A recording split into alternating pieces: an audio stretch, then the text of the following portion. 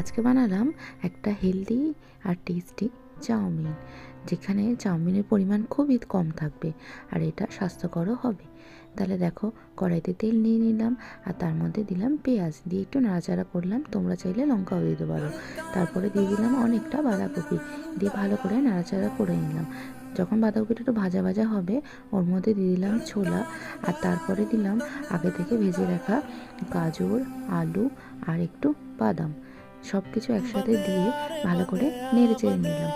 এই চাউমিনটা খুবই স্বাস্থ্যকর হবে, তোমরা বাড়িতে অবশ্যই ট্রাই করো।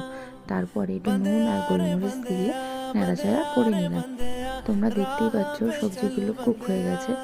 তারপরে আমি এর মধ্যে দিয়ে দেবো সিদ্ধ করে রাখা চাউমিন, যার পরিমাণ খুবই কম, কিন্তু সব কিছু একসাথে মিশে হয়ে যাবে অনেকটা পরিমাণ, যা একজনের জন্য সাফিসিয়েন্ট। এই চাউমিনটা তোমরা ডায়েটে অনায়াসে খেতে পারো সপ্তাহে একদিন। এতে ওয়েট গেইন হবে না, আর গিল্ট ফ্রি একটা চাউমিন রেসিপি। তোমাদের যদি এরকম আরও রেসিপি লাগে আমাকে অবশ্যই কমেন্ট বক্সে জানিও। আর আমার ব্লগ চ্যানেলটা ফলো করতে ভুলো না, আমি সেখানে 180 দিনের একটা ওয়েট লস চ্যালেঞ্জের আপডেট দিই, যেখানে প্রতিদিন আমি কি কি খেয়ে আমার ওয়েট কমাচ্ছি সেটা আমি শেয়ার করি। নাও দেখে নাও, ওইটুকানি চাউমিন দিয়ে কতটা পরিমাণ চাউমিন রেডি হয়ে গেল। তোমরা যদি এরকমই হেলদি রেসিপি চাও অবশ্যই চ্যানেলটাকে সাবস্ক্রাইব করে দিও আর ফলো করতে ভুলো না। টাটা।